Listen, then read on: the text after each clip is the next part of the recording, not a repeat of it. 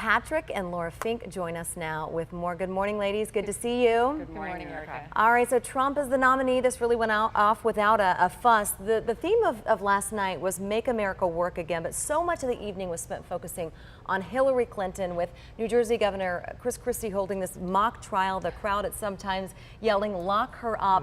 Was this the right call, Wendy, to put so much focus on her last night? You know, a lot of people are wondering, as Hillary just delivered in her own remarks, why there wasn't more focus put on the now official nominee. Now that he's gone over the top, Donald Trump is no longer the presumptive, but he's the guy. Yet it's true, Erica, as you point out, much of last night was about Hillary Clinton. Whether or not Chris Christie's speech was effective, boy, that sure depends on who you ask. On the one hand, there's an argument that she wasn't indicted because there wasn't sufficient evidence to indict her. On the other hand, of course, people are arguing the fix is in. So even the GOP is split into one of those two camps, and it depends on who you ask whether that speech went too far and whether he shouldn't instead have focused on why Trump is the best candidate for the Oval Office. Laura? I think Wendy makes some good points. I think the challenge is certainly at every convention you want to draw contrasts with your opposition. Often you will hear attacks made on the opposition, but you don't hear speaker after speaker barely mentioning the presumptive candidate. And I found it kind of ironic that Donald Trump, whose campaign has been all about Donald Trump, was not really mentioned heavily until his children came to the stage. So that's a tactical choice. They're trying to beat down Hillary, and they're trying to increase her negatives to the point where Donald Trump's are,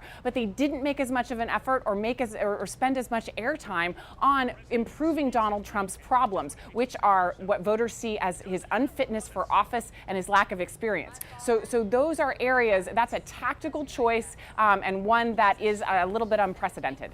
Wendy, how effective do you feel like the Trump kids were? Donald Trump Jr. tearing up when his father got the nomination. He was talking about learning to drive a forklift as a young man instead of, sitting with a billionaire in his office. And Tiffany talked about her father as an encourager, writing little notes on her report cards. What do you think their effectiveness was? Oh, Erica, I think they stole the show. I don't know how Donald Trump himself is going to overshadow the performance of his children.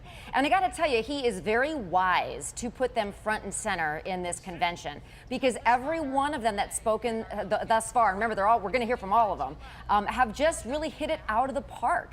And what's interesting about his children is they range in ages, from Tiffany, of course, a recent college grad. Boy, how'd you like to be her age and get up on stage in front of literally millions of people worldwide watching this, as and including some of the people on the convention floor who have been very vocal about yelling things while some of the other people were speaking. I mean, that's got to be so nerve-wracking. She performed like a star, and I got to tell you, his older son really he's got a political future of his own, Erica, that we're probably going to see someday. So they were just tremendous, and he was very smart to put them front and center. Yeah, having the kids there really worked, because it kind of, especially with Tiffany, humanizes the man that a lot of people maybe were thinking, even what they said, it wasn't human. No, this guy's a father, and they're trying to sell their father as, this is a nice guy, he's a normal guy.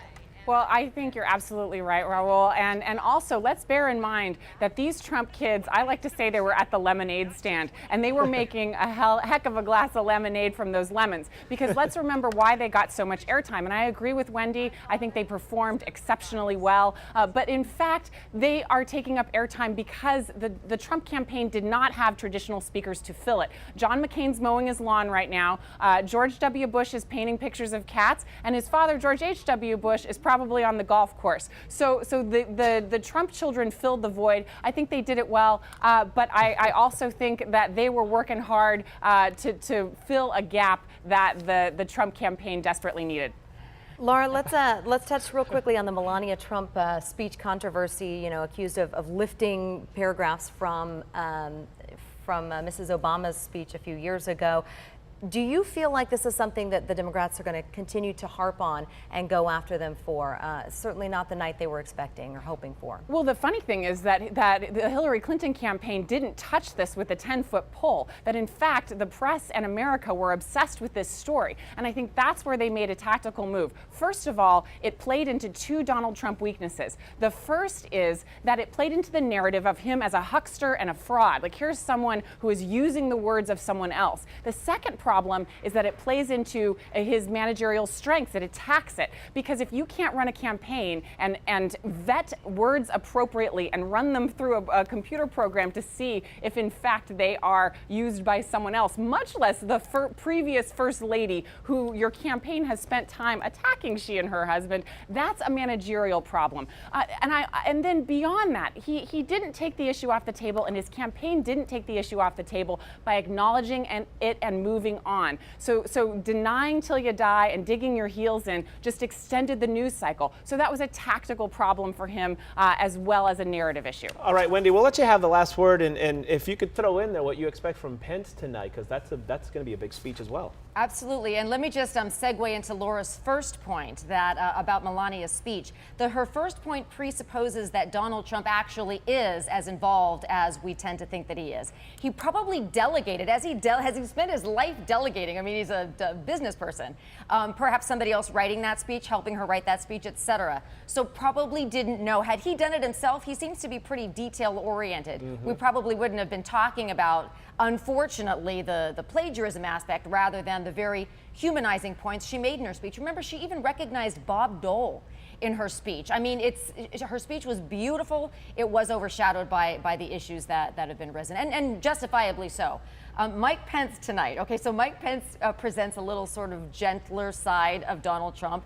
Probably why he chose Mike Pence instead of some of the other attack dog VP candidates he could have chosen. Donald Trump is his own attack dog. He doesn't need the VP for that. I think we're probably going to see a very well thought out, very tempered side of the campaign. Remember, we haven't seen tempered speeches by some of his ex-rivals in the past. We heard from Christie, we heard from others, very passionate. I think Pence is going to be very more controlled. All right, Wendy Patrick, Laura Fink. We'll see what happens in day 3 of the convention tonight. Thank you, ladies. Thank you.